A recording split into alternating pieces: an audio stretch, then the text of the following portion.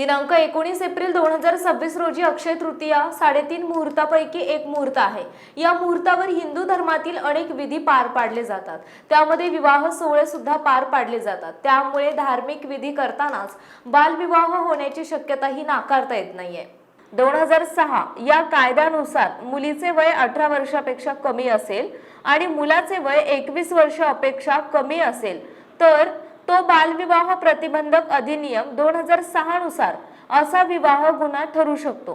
बालविवाह झाल्यास बालविवाह प्रतिबंधक कायद्याच्या कलम 9, 10 आणि 11 नुसार संबंधित व्यक्तींना 2 वर्षांपर्यंतची शिक्षा होऊ शकते आणि सक्त मजुरी सुद्धा होऊ शकते।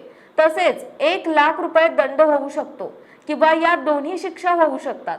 याकरिता 19/4/2026 रोजी अक्षय तृतीयेच्या मुहूर्तावरती बालविवाह होणार नाहीत यासाठी जिल्ह्यातील सर्व यंत्रणांनी दक्ष राहावे।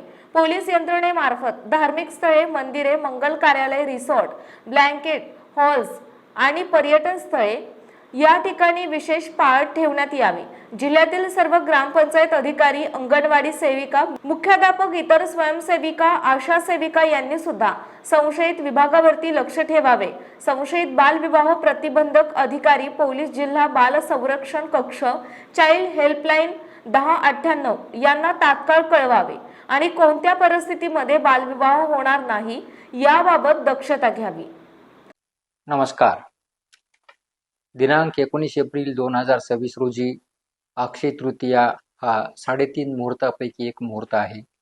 या मुहूर्तावर हिंदू धर्मातील अनेक विधी पार पाडले जातात।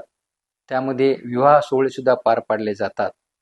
त्यामुळे धार्मिक विधी करतानाच बालविवाह होण्याची शक्यता नाकारता येत नाही।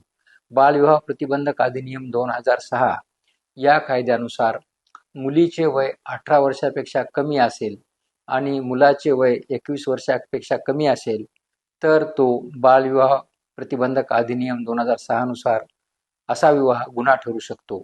बालविवाह झाल्यास बालविवाह प्रतिबंधक कायद्याच्या कलम 9, 10 आणि 11 नुसार संबंधित व्यक्तींना 2 वर्षापर्यंतची शिक्षा होऊ शकते आणि सक्त मजुरी सुद्धा होऊ शकते। तसेच 1 लाख रुपये दंड होऊ शकतो किंवा या दोन्ही शिक्षा होऊ शकतात। करिता 19/4/2026 रोजी अक्षय तृतीयेच्या मुहूर्तावरती बालविवाह होणार नाहीत यासाठी जिल्ह्यातील सर्व यंत्रणांनी दक्ष राहावे।